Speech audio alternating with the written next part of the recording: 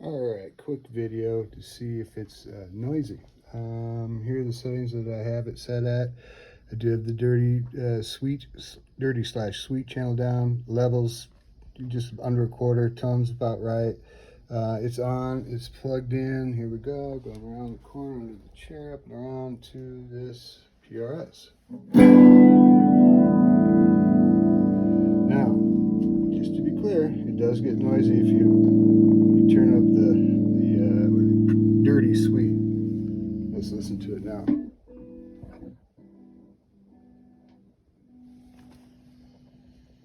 I don't know if you can hear that. And obviously, the more treble you put in it, and the more distortion you get in it, it does get a little gets noisy here.